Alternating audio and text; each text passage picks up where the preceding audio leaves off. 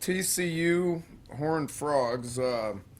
When you in preparation for this week's game, when you think of TCU, and I think of TCU going back, I think this is my fifth opportunity to go against Coach Patterson. You immediately think defense when it comes to his football teams. They're obviously in the same in a similar situation to what we are here at West Virginia now, second year in the Big 12. Right now we're both 3-5. It's it's challenging. Last year I think we both finished 7-5.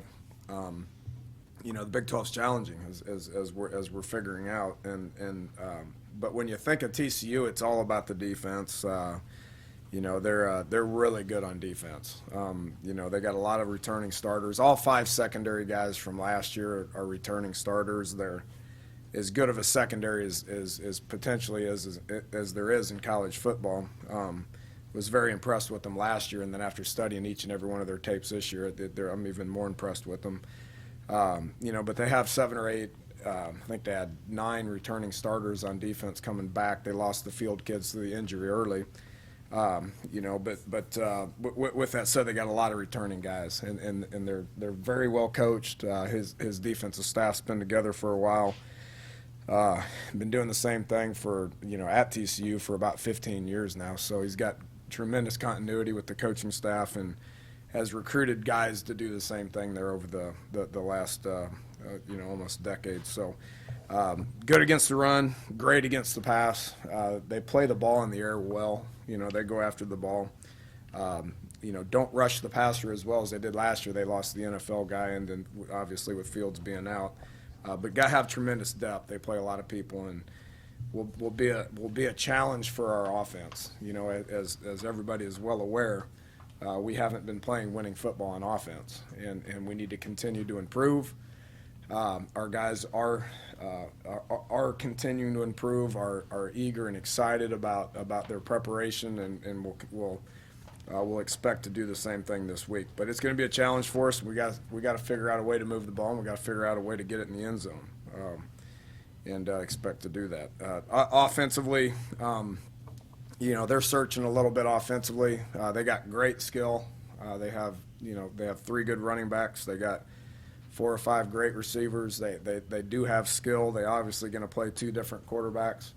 It seems like everybody in the Big 12 is facing the same thing at the quarterback position. And you got to be able to deal with that. You got to be able to get guys out there and move the ball. So our challenge defensively. The one thing about how Kansas State did it is they're 2 different quarterbacks. They kind of did different things, and their offensive approach was a little different compared to which one of the quarterbacks was in there. It's not necessarily the case with TCU. Whichever quarterback's in there, they're typically doing the same thing. So it'd be a little easier for us to prepare for that. With that said, it's about making plays, and they got guys that are capable of making plays. So we need to continue to put our guys in position to make plays and make plays in critical situations. The one thing about last week that defensively we played well. In about 7 third downs, we played poor. So in those critical situations, we got to step up and make things happen. Special teams, they're solid. Coach Patterson's always paid attention to that. Anytime you have a very disciplined, solid defensive football team, you're going to be good on special teams. I do think that we broke even in the kicking game last week, for the exception of the PAT field goal unit where we got one blocked, and then we didn't execute the fake the way we needed to. Other than that, we broke even in the kicking game, which we knew was going to be a challenge because Kansas State was pretty good in the kicking game. TCU is the same way. You can tell they spent a lot of time with it. Their coverage units are fantastic. Their return units are even better. They have good return guys. It comes with the skill that they have on offense, and you can tell that they pay attention to it. So it's going to be a big week for us in the kicking game. It's going to be a huge week for us offensively to attack their defense, and then defensively we need to continue to get better. Want to give you an injury report. and everybody across the country deals with this time of the year. We had 13 guys that were pretty much out for Kansas State. Ford's still out. He's probably a couple weeks away. Is healing, is started a progression, to where he's going to start. He has started throwing, but we're going to ease him into it and try to increase his volume on a daily basis. Dustin Garrison will be out. He's still battling hamstring issues that has been bothering him for quite some time. And our long-term guys, Wes Tonkery's out for the year. He's going to have shoulder surgery. I don't know if I made that announcement to y'all or not. In addition to the guys that are out, Christian Brown, Nana, Kyram, Shaq Petaway, Tyler Tazzino, those guys are obviously done for the year as well. Pat Edgar left in the first quarter, hurt us. He's who we lean on. Tyler Orlowski did do a good job of coming in and playing. Was proud of how he came in and stepped in there and got 3/4 of work out of there. But we need Pat in there. Pat's kind of the heart and soul of what we do up front.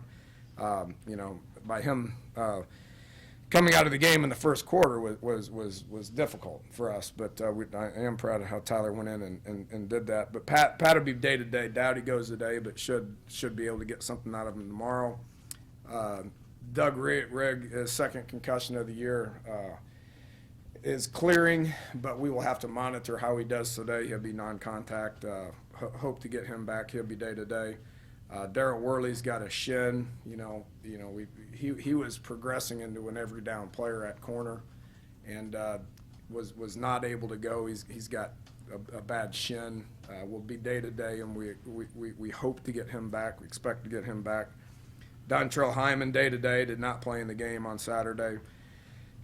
He's got an ankle that he suffered in the Tech game. He'll be day to day. Hopefully we get him back. Ricky Rump's got a foot, who's missed a couple of weeks. He's day-to-day. Hope to get him back as well. So that's where we stand injury-wise. So with that, we'll take some questions. Being along the injury lines or playing players, Darian Howard played against Kansas State. The thought behind that, and looking at the list, Dustin Garrison could qualify for a red shirt. What do you think of that? Yeah, we're going to keep monitoring him. He would qualify because his injury, he hasn't practiced or played in I don't know how many games. I think it was before the Maryland game. He would qualify.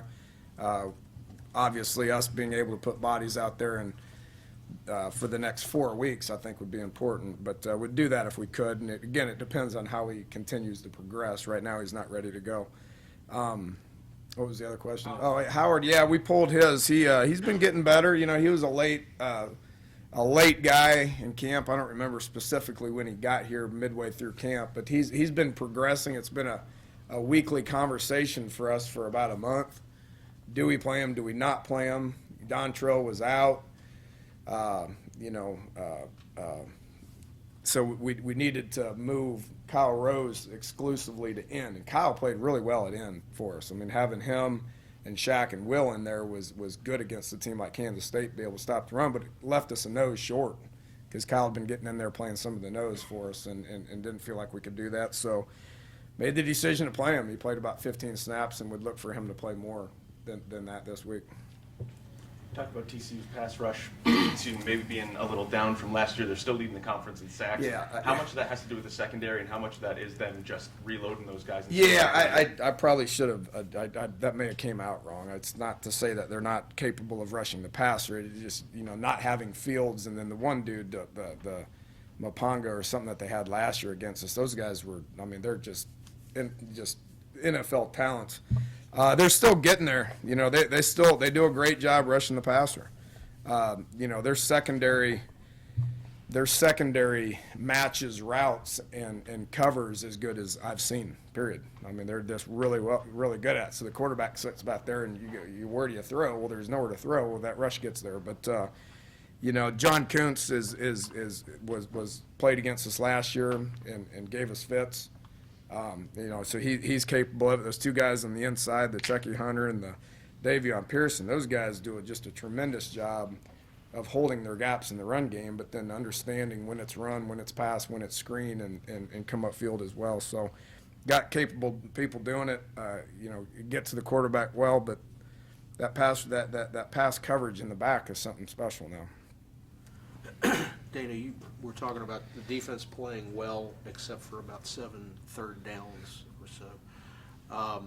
And I'm looking back at your injury report here, and you've got maybe your best corner, one of your best pass rushers in Hyman, one of your nickel guys in Rumpf.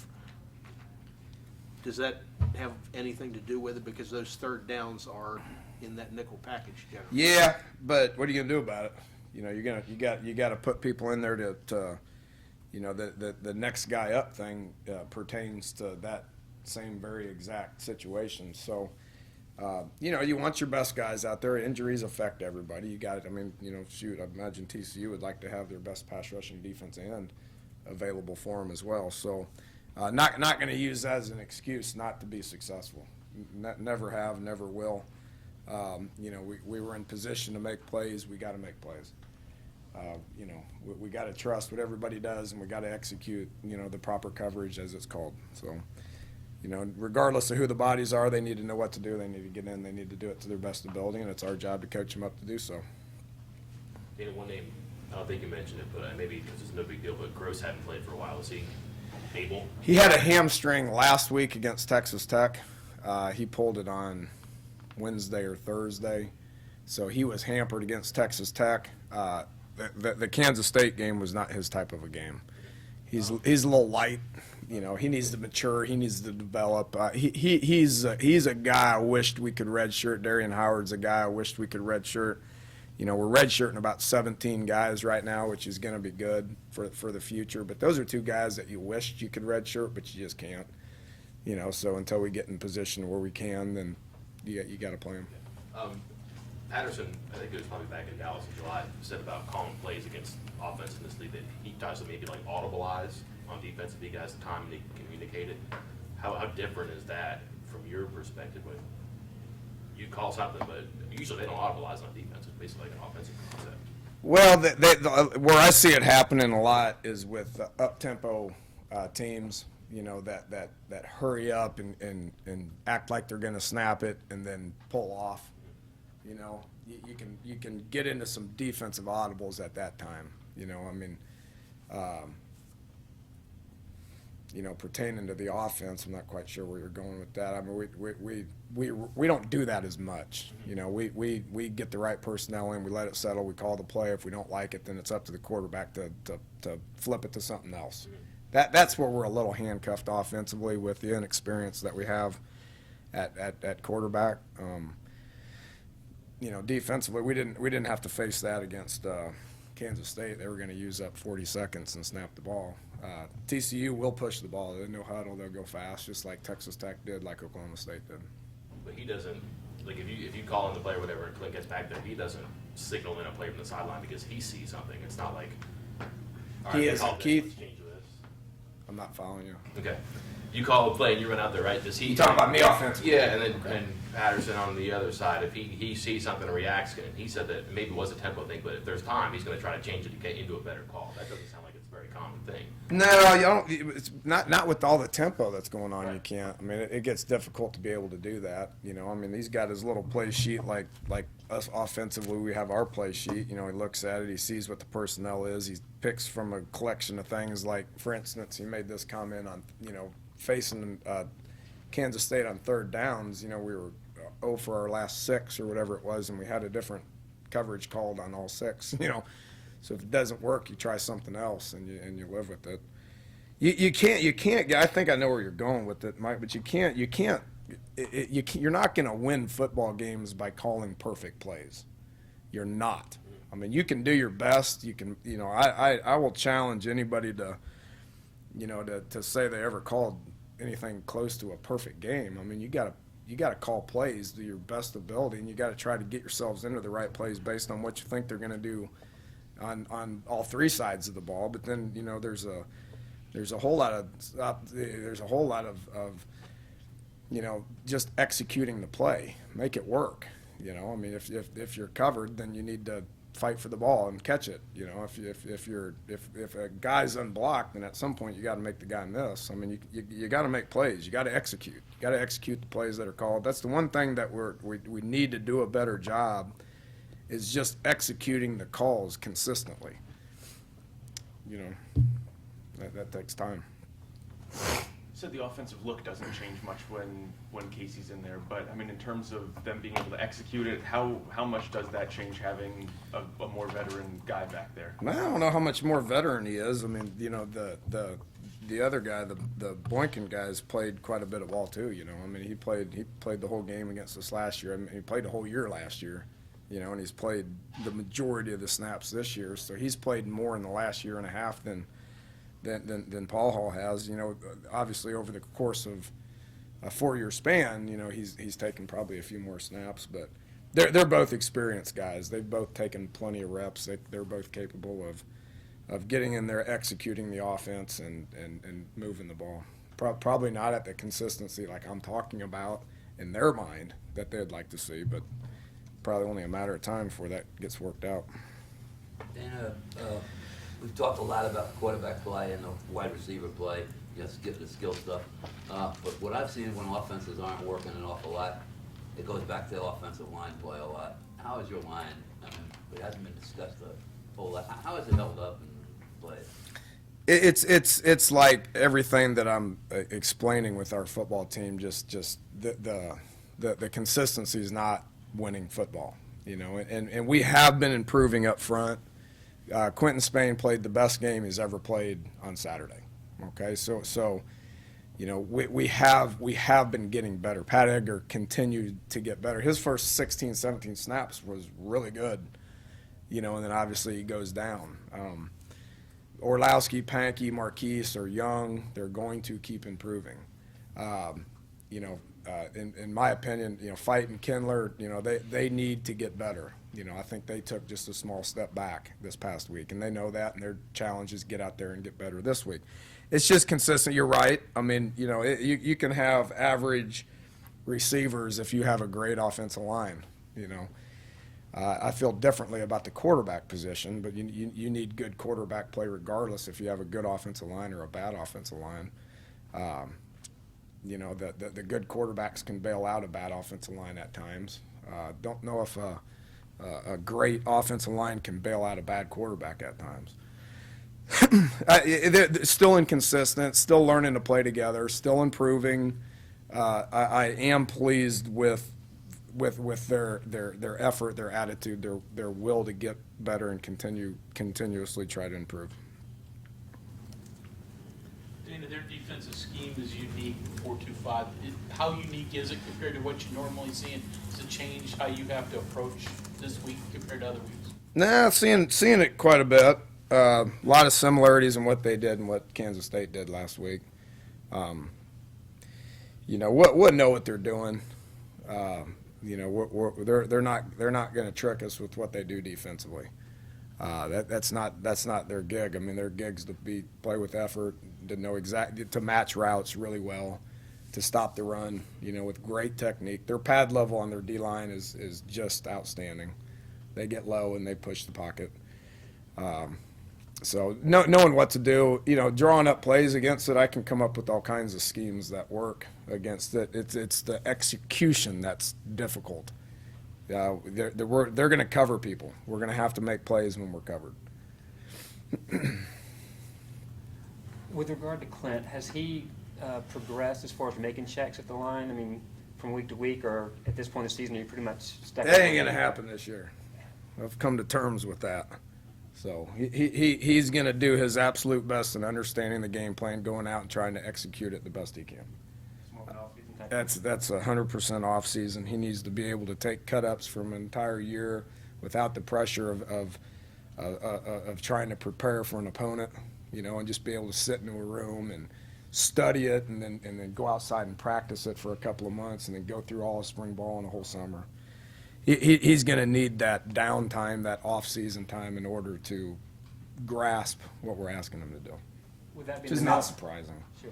Not surprising. Would that be in the mental part, on the physical part, when he misses some close throws like that? Is it a mechanical thing? Is it just focus and being comfortable, or Can you break that It's a down? combination of a lot of it, probably.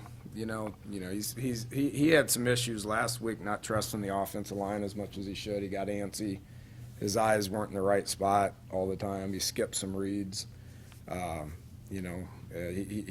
communication was good. We fixed that. I mean, we don't have communication issues. I mean, we fixed that with reps and with practice.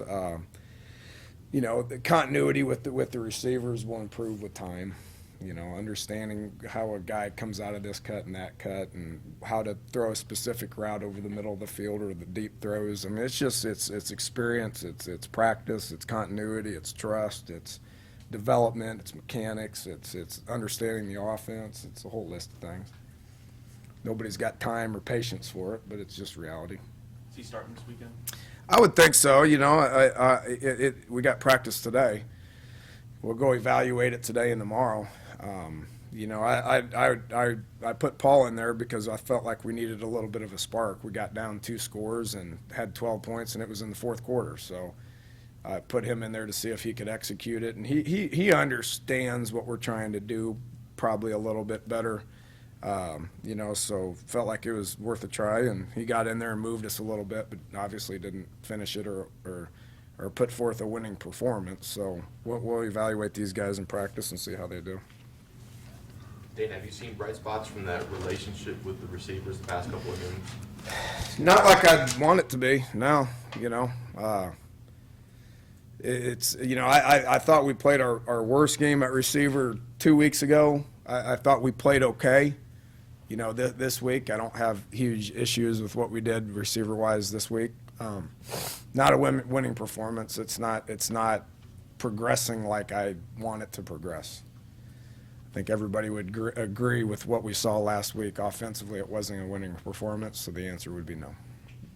This game, though, because they seem to concentrate around the line and just lock their corners and defensive backs on you, is it a lot of just stretch them and take shots because they're going to be there and hope it works? Pick your poison. I mean, you can take shots, but you got to win downfield. Looking at Texas, Texas took shots, but they had to win downfield. They didn't have wide open people downfield. You got to make plays downfield. Those shots that Texas took, they were covered, and they made those plays. So you got to make plays. Oklahoma State didn't take as many shots downfield.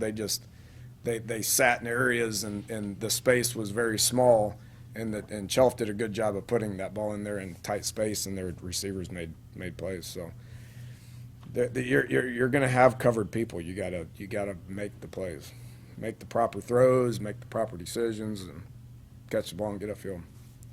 You said last week you didn't think it was really time to use bowl eligibility as a motivation for the team. Are you sensing a higher level of urgency in the locker room? Well, we're getting closer. I mean, that number is sneaking up on us. So I guess based on the fact that number is sneaking up on us, probably. I mean, I feel like we got a lot to play for. Our kids feel like we got a lot to play for. What we do matters. We understand that. We have an obligation to put our best foot forward, get out there, practice hard, prepare hard, go put our best foot forward on Saturday, which our guys have done that. We have not finished well the last 2 weeks, but it's been competitive. That game was a lot more competitive than the final score indicated. It's not a moral victory by any means to say that we were in the game in the fourth quarter the last 2 weeks. That's not my point. We're battling. It's not a winning effort. We're battling. We're gonna do the same thing this week. I see nothing up on the board, so are you starting over? Starting over. Got 4 games left. 4 left. Usually- That's what we did. That's what we did defensively. I don't pay as much of attention that goes on over here as I do over here, but I know, that's what our message was Sunday. Just keep fighting, keep battling. We got a lot to play for. Let's stay united and get out there and prepare and practice and keep improving. Dana, you mentioned Ford earlier. Best case scenario, could he still play in the regular season? Possible. It's all about. In my opinion, he didn't do anything to lose the job. So he's going to have an opportunity to come back, and again, we would have to evaluate him in practice and see something that's worth putting out there on the football field, in a game situation. So he's not there this week. He'll keep improving. We got I guess, 3 weeks, 3 games, and then an off week, and 4.5 to 5 weeks from now, we would be playing our last regular season game. So we'll see how he progresses. It might be next week. I don't know. We hope so. Do you worry about Paul's kind of mentality of having to be the guy, not starting, but having to come in later in the game? Do you worry about that at all? Backup quarterback? Yeah, just having, do you have to be mentally strong to do that? Yeah, I'd say so. It's what backups are. You know, I mean, you got to face, whether you like the decision, whether you don't like the decision, you got to understand what your role is. We talk about that a lot and as a team, you know, understanding what your role is, whether you're a starter, whether you're a backup, whether you're a scout team player or a red shirt guy, whatever it is. You know, accepting what your role is and doing what you can to try to help the team. Not really TC related, but one thing you've mentioned in the last couple times out has been facilities. Really quickly, I mean, since you've been here, one or two of the biggest things you feel you've accomplished facility-wise, and what are the next couple of big-ticket items you have on your list you want to see? Well, you know, for me, I mean, not to get into a lengthy discussion here because it'd be lengthy, but what I worry about is because it affects recruiting. So the more glitz and glamour you can do, it affects recruiting. Okay, and we do happen to be a part of a conference that understands glitz and glamour and it being an arms race and all that. You know, so we gotta be cognitive of that. What I deal with on a day-to-day basis is what our players do on a day-to-day basis to get better. You know, which is meeting, lifting, eating, and practicing. So if you take that, you can probably figure out where I'm going with that. All right, thanks, guys.